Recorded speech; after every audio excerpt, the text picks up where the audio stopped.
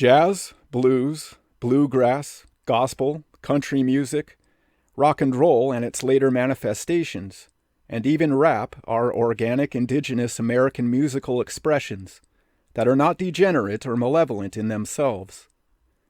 They grew out of a conjunction of different cultures, meeting mostly in the New Orleans area and consisting of Irish, African, Hispanic, and even Asian slaves and indentured servants.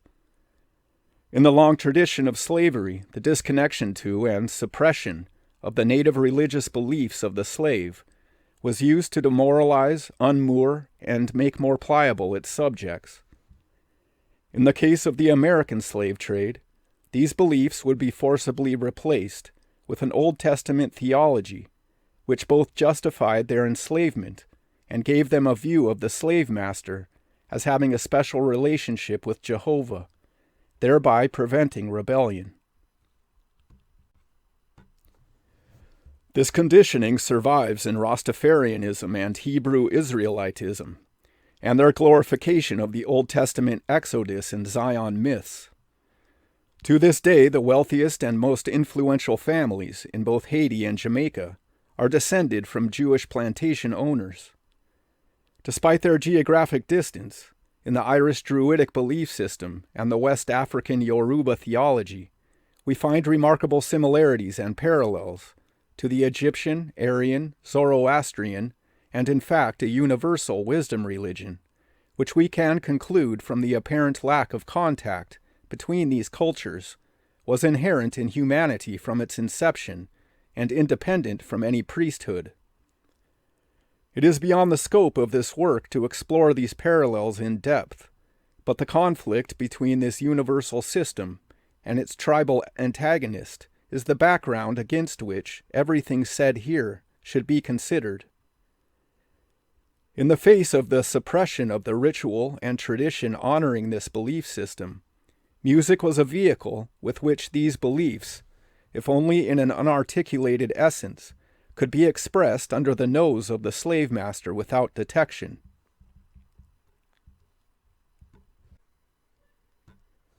I make this digression, admittedly unworthy of the majesty and complexity of its subject, because it is vital to understand that these musical forms are simply vehicles, not causes. These vehicles were degraded, abused, exploited, and distorted to gradually bring popular music to its current baseness.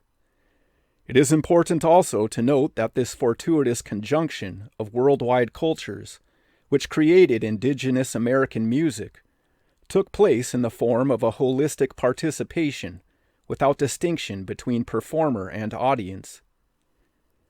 The art created was not a one-way form of communication from creator to performer to audience. Contrast this with where we begin our story, and what became in America the heart of the transmission of propaganda and culture in the latter half of the 19th century, the theater. The story of the takeover and domination of American culture by members of a distinctly Hebraic tribe begins in the last 25 years of the 19th century and takes place in the world of the stage. It is true that in Europe this had gradually been occurring in the realms of classical music and literature since before the 19th century. But for the purposes of this work, American theater and its growth and expansion into the other fields of influence serves our focus. That it begins here is fitting in that all the forms, visual, sonic, and lyrical, which would manifest themselves later in the separate industries of film, television, literature, and radio, are contained, womb-like, in stagecraft. Like the morality plays of ancient Greece, the stage had been the transmission point for styles of dress, talk, mannerism, and what was considered socially and morally acceptable. That President Lincoln was violently assassinated by being shot in the head by an actor while attending a play carries a deep resonance when we consider what was to occur in popular culture over the next century. A series of articles appearing in 1921 in Henry Ford's Dearborn Independent newspaper lay out aptly the takeover of the American stage by a theatrical trust constituted solely of tribal New York businessmen. Quote, about 1885, 2 alert tribe members established in New York a so-called booking agency and offered to take over the somewhat cumbersome system by which managers of theaters in St. Louis, Detroit, or Omaha arranged engagements of attractions for their houses for the ensuing season. The old process involved extensive correspondence with producing managers in the East, and many local managers were obliged to spend several months in New York to make up a season's bookings. The advantages were that the booking agency, supplied with a list of the open dates of the houses they represented, were able to lay out a complete season's itinerary, or route, for a traveling company, and enabled the producer of a play his vacation at the seashore instead of passing the sultry mid-season in New York. While the local manager was saved the trouble of much writing or even a trip east, and was content to let the booking concern attend to all the details, and send his next season's bookings when completed. In this manner was laid the foundation of the later-day theatrical trust. The booking firm was that of Claw and Erlanger, the former a young tribe member from Kentucky who had studied law, but drifted into theatrical life as an agent. The latter a young tribe member from Cleveland, with little education but with experience as an advance agent. The booking system was not of their devising. They borrowed their idea from Harry C. Taylor, who established a sort of theatrical exchange, where producers and local managers could meet, desks being provided for them at a small rental, and who took over the bookings in the smaller cities, without foreseeing, but probably scorning, the opportunity thus placed in his hands, to club the whole theatrical world into submission to his dictates. With characteristic shrewdness, Claw and Erlanger elaborated the idea they had borrowed from Taylor, opened competition against the latter, and enlisted a number of tribal advance agents who were beginning to recognize the lucrative opportunities which the theatrical profession afforded." Unquote. This practice of borrowing, or the wholesale stealing of an idea, invention, or simply a patent, and making it their own will be a continuing theme as we travel down this road, and indeed has always been characteristic of the tribal mind.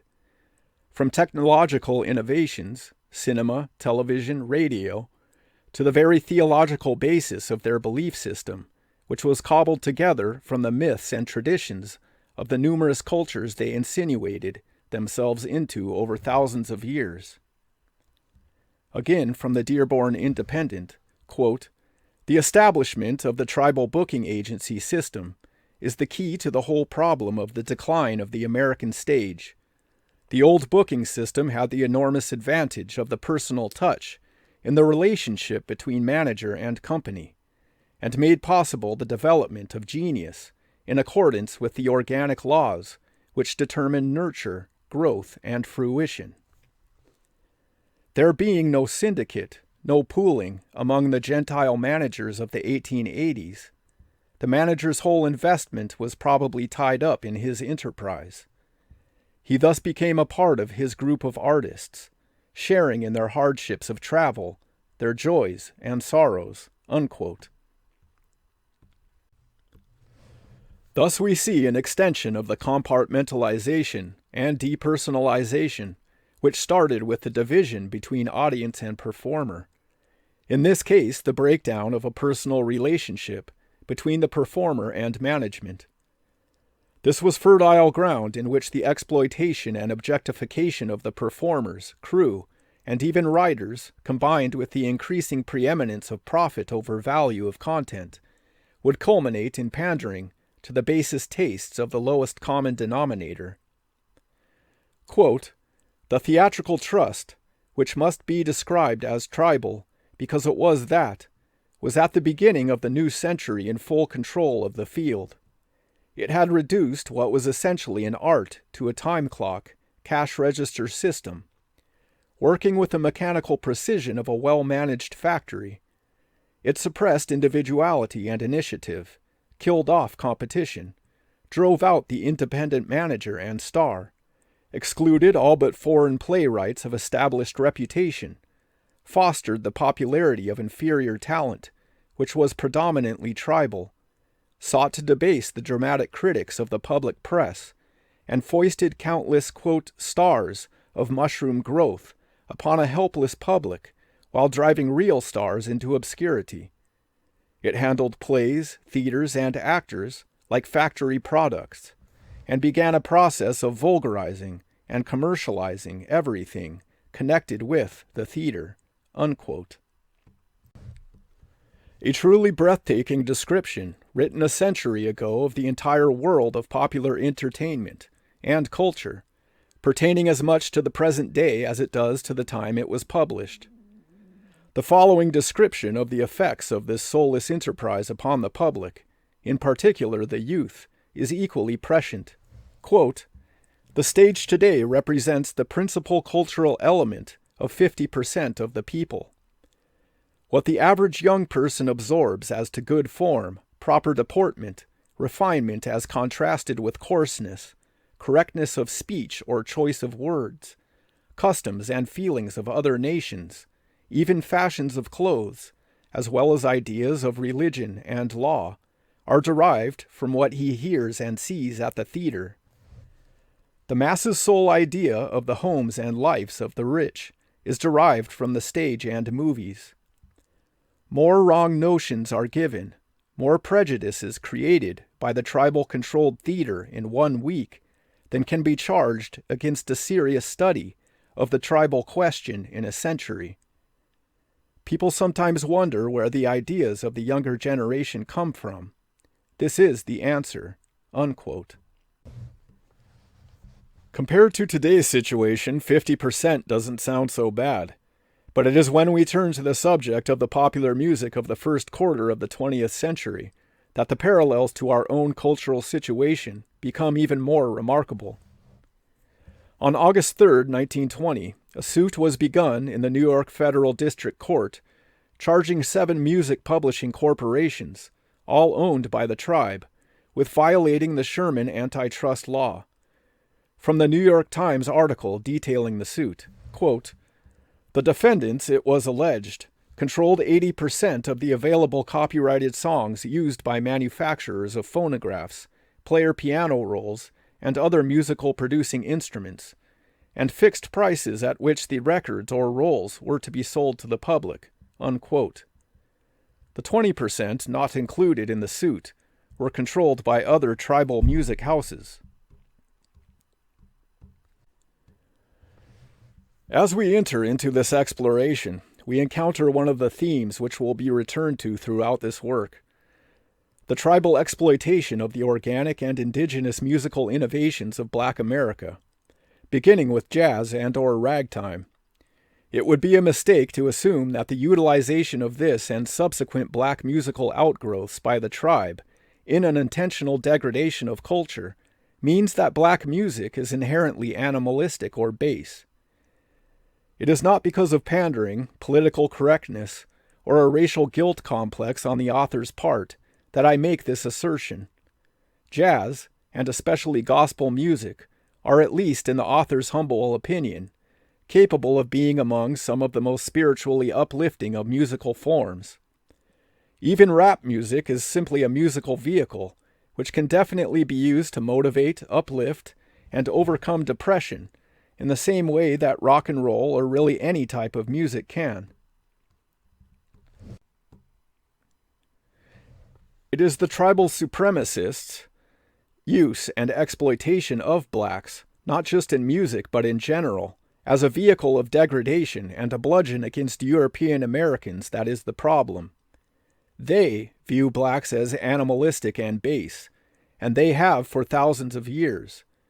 From the tribal viewpoint, the population of the world belongs to different racial categories, each one of which has some use for the advancement and domination of the tribe. And if they do not, they are marked for elimination. For example, whites have always been used in a military role, as pawns to fight their wars, because they are easily led by false appeals to patriotism, altruism, and sacrifice. Whites also have qualities of perseverance and bravery. Of course, these values are apparent in every race, but they are acute in Western Europeans, at least in the eye of the tribe's racial classification. You will always see an increase in patriotic propaganda aimed almost solely at whites when the Zionist is gearing up for another war of expansion and domination. I will be exploring the use of the Western genre of cinema in this aspect in later chapters.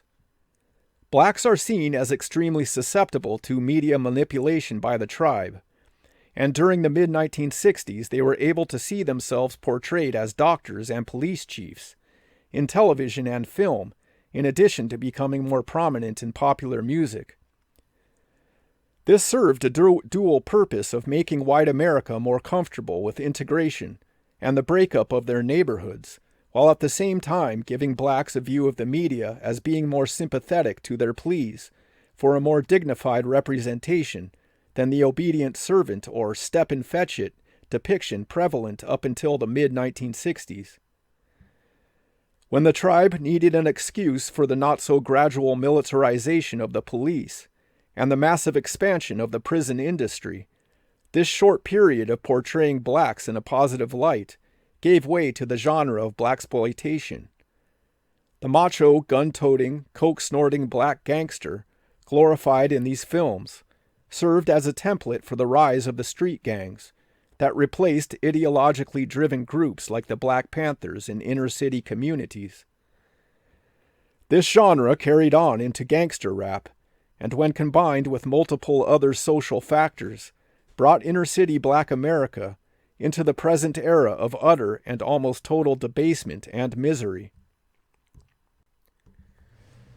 Turning again to a pair of Dearborn Independent articles from 1921, How the Tribal Song Trust Makes You Sing and Tribal Jazz Becomes Our National Music, keep in mind that these are descriptions of a national culture in which the radio has yet to be introduced. Musical presentation was confined to phonographs, pianolas, concerts, stage, and the pianos and other musical instruments, also an industry which would become dominated by the tribe, of the household parlor room. But the methods and effects of gradual degradation remain the same today as they were a century ago. The first article, How the Tribal Song Trust Makes You Sing, begins by giving a description of the role of music in American life after the Civil War, and its contrast with the musical scene at the time of writing. Quote, Americans of adult age will remember the stages through which the popular song has passed during the past 3 or 4 decades. War songs persisted after the Civil War and were gradually intermingled with songs of a later time, picturesque, romantic, clean. These latter were not the product of song factories, but the creation of individuals whose gifts were given natural expression. These individuals did not work for publishers, but for the satisfaction of their work. There were no great fortunes made out of songs, but there were many satisfactions in having pleased the public taste. The public taste, like every other taste, craves whatever it is given most to feed upon. Public taste is public habit. The public is blind to the source of that upon which it lives, and it adjusts itself to the supply. Public taste is raised or lowered as the quality of its pabulum improves, or degenerates. In a quarter of a century, given all the avenues of publicity like theater, movie, popular song, saloon, and newspaper, in the meantime having thrown the mantle of contempt over all counteractive moral agencies, you can turn out nearly the kind of public you want. It takes just about a quarter of a century to do a good job. In other days, the people sang as they do now, but not in such doped fashion, nor with such bewildering continuity. They sang songs nonsensical, sentimental, and heroic. But the, quote, shady songs were outlawed. If sung at all, the shady songs were kept far from the society of decent people. Like the styles of the demi-monde, that formerly were seen only in the abandoned sections of cities. The songs of smut had their geographical confinement, but like the fashions of the demimonde, they broke out of their confines to spread among polite society. In those days the people sang. They sang together. They sang wherever they met. It was the days of that now extinct institution known as the singing school. People could sing together. The songs were common property, known to everybody, proper to everybody. In course of time, the fashion of public song underwent a change. An entirely new crop of titles appeared, dealing with an entirely different series of subjects than the songs they displaced. By insensible gradations, now easily traceable through the litter of songs with which recent decades are strewn, we have been able to see the gradual decline in the popular song supply. Sentiment has been turned into sensuous suggestion. Romance has been turned into eroticism." Unquote. During this period, when the mass production and distribution of media made possible by the Industrial Revolution is being introduced, the distinction between popularity and familiarity becomes blurred. A song no longer passes from the composer to the parlor, to the barroom or school choir based on its inherent musical salience. Now the power exists to flood the market with any particular product the tribe who monopolizes the industry chooses. If it is the survival strategy of this tribe to dominate by weakening everyone outside of its circle, the complete power over the cultural milieu is priceless. But more powerful over the mind of the public than the prevalence of the product or its easy availability is the power of its constant repetition. Quote, "Popularity, when interpreted by the tribe who manufacture jazz for the United States, means familiarity, that's all. The theory is that a song need not possess merit as regards words or music to be successful.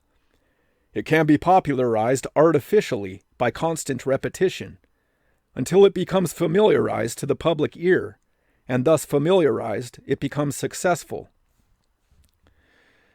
The principle is expressed in the words of the song, 'Everybody's doing it.' You go to the theater and hear a song. Next day at lunch, the cafe singer is singing the same song. Blaring phonographs used for advertising purposes blat out the same song at you as you pass on the street. You walk past an afternoon band concert in the park. The band is playing the same song. If you are a normal person, you have a feeling that perhaps something has been going on in the world while you were engaged with your own affairs. The song, you say to yourself frankly, is silly and the music trivial, but you keep your opinion a secret, because after all, everybody's singing it. Not long after you find yourself humming it, you go home and your daughter is practicing up on the piece. It yells its way through your home, and through your neighborhood, and through your city, and through your state, until in sheer disgust and in one day, the people pitch it bodily out of doors. But behold, another song is waiting to take its place, a song fresh from Yiddish Tin Pan Alley, and the agony is repeated. This occurs from 30 to 50 times a year. That is the principle. Repeat it until it becomes familiar. That gives it the veneer of popularity." Unquote. Obviously, this same pathetic strategy is just as effective today as it was in the 1920s. The only difference is that we cannot get much lower in terms of debasement, not only of lyrics, but of musical quality. There are also more flavors of debasement to choose from. The aspect of taking or appropriating a musical innovation or style, and degrading it, has also gone unchanged for the past 100 years. Quote, "In this business of making the people's songs, the tribe have shown, as usual, no originality but very much adaptability, which is a charitable term used to cover plagiarism, which in turn politely covers the crime of mental pocket-picking. The tribe do not create. They take what others have done, give it a clever twist, and exploit it. They have bought up all the old hymn books, opera scores, and collections of folk songs. And if you stop to analyze some of the biggest hits of the Yiddish song manufacturers, you will find they are woven on the motif and the melody of clean songs of the last generation. The music jazzed a little, the sentiment sensualized very much, and set upon their smutty road across the country." Unquote. Morality, ethics, honor, modesty, etc. were still strong values among the vast majority of the American population during the first quarter of the century. Breaking through the psychological defenses and bypassing the repulsion felt by the average consumer required a more complex technique than that used today of simply telling the youth over and over that this is the new hip thing, and then depending on peer pressure. From the Dearborn Independent, quote, "Tribal purveyors to degenerate appetites have a peculiarly devilish system of presenting the same song in 2 or 3 grades. There will be the song as it is sold at the music store to the addlepated young men and women who fill their leisure with hearing or humming the syncopated senility. Young men and women who pitiably imagine they are keeping up with the times. The songs thus sold and sung are rotten enough, but there is the same song class 2. The theme and melody are the same, but it goes a little further. There is a line or two in each stanza, which dips below even the low standard which tribal jazz has permitted in some of our parlors. And there is class 3, same theme, same melody, but going the limit." Young men about town usually know class 2 and class 3. The instance has been known that young women have become acquainted with these lower grades also. Forgetfulness by young men while singing at the piano evenings has given hints of the filthier version. And even where version 1 has been strictly adhered to, the mutual knowledge, politely concealed, has created an atmosphere far from wholesome. The diabolical cunning with which an unclean atmosphere is created and sustained through all classes of society, and by the same influence, will not be overlooked by any observer. There is something satanic about it, something calculated with demonic shrewdness, and the stream flows on, growing worse and worse, to the degradation of the non-tribal public and the increase of tribal fortunes." Unquote.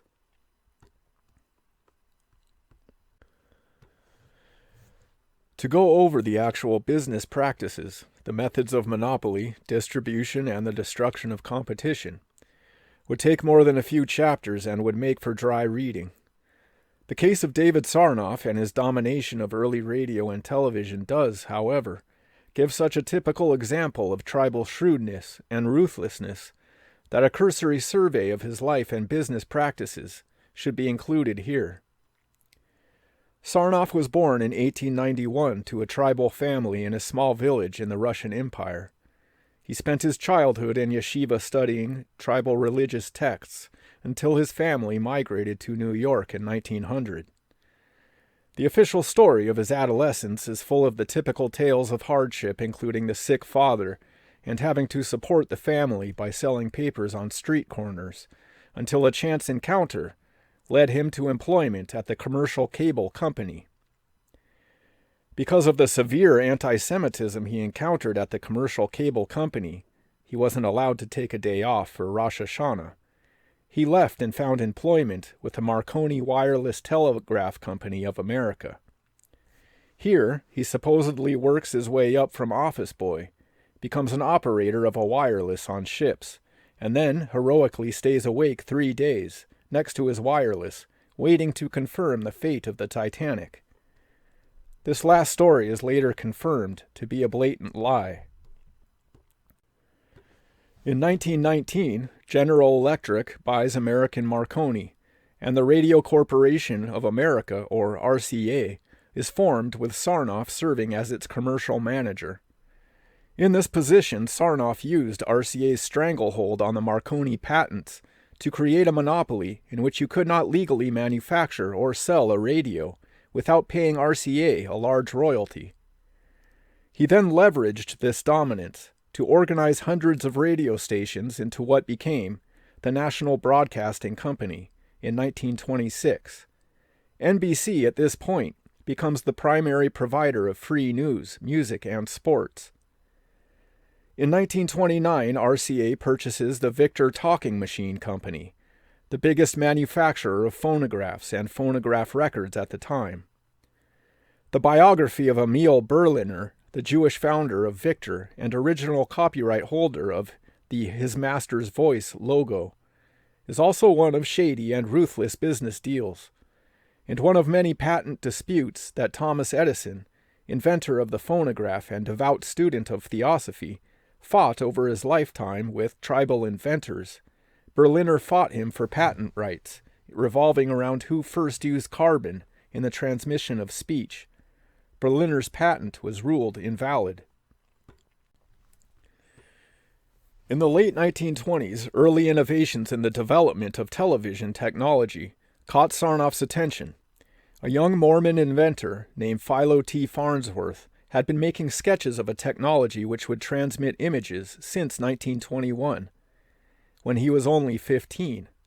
Like most great inventions, the initial idea seems to precipitate into individual and unconnected minds around the same time. These individuals develop different components, the cathode tube, for example, and then these components combine or crystallize into a workable technology. Farnsworth seems to be the catalyst for this crystallization, and by the late 20s he had obtained funding for a lab to develop on his ideas. Sarnoff's RCA had been developing their own television prototypes in a lab under the auspices of another tribe member named Zworykin, by combining the innovations of earlier pioneers in television. These endeavors on the part of RCA hit a roadblock when it was discovered that Farnsworth had patented a vital part of the technology needed for a workable version of the first television. Sarnoff offered Farnsworth $1 million for his patent, on the condition that he would henceforth be employed by RCA, therefore putting any further inventions by Farnsworth under RCA control. Farnsworth refused this offer and went to work for the Philco Company, one of Sarnoff's most implacable competitors. An enraged Sarnoff then threw an army of well-funded patent lawyers at Farnsworth and Philco, and an intricate maze of litigation ensued, which would carry on through the 1930s. Sarnoff would end up having to pay Farnsworth the $1 million for the use of his patents, and thenceforth Sarnoff would call himself the, quote, father of television, prompting Farnsworth to remark, "The baby had been born with a beard." Funding for television innovation stalled during World War II, and over the 1940s, Farnsworth patents expired. After the war, Sarnoff's NBC would become the #1 broadcaster, with hundreds of stations licensed to them across the U.S. Farnsworth would go on to work for ITT, and develop more than a few vital innovations which are still in use today, not least of which were vital components of the air traffic control system. Despite this, the years of patent disputes and litigation took their toll on him, and he would die virtually penniless from alcohol-related pneumonia in 1971. In the saga of David Sarnoff's business endeavors, we are given just one example of how one tribe member gifted with limitless unscrupulousness, funding, and legal largesse can come to dominate almost the entire field of electronic media, spanning multiple modes of broadcast, including even the phonograph. What concerns us in terms of the thesis of this work is what influence did his background have on the content broadcasted. Sarnoff was not what you would call a secular tribal member. He spent years studying multiple tribal scriptures in yeshiva. When we consider the insular nature of his community over thousands of years, not to mention the inbreeding involved, and the strict injunctures and religious trauma inflicted over centuries, it would be asinine to dismiss the idea that he would not use his power to influence what would be broadcast to tens of millions of Gentiles that he perceived as at least subservient to tribal supremacism. The monopolization and use of cinema and publishing for the same purposes and by the same group could be explored here as well, and over the course of this work I will be dipping into both periodically to show their parallels to music in whatever cultural change is being inflicted during a particular genre.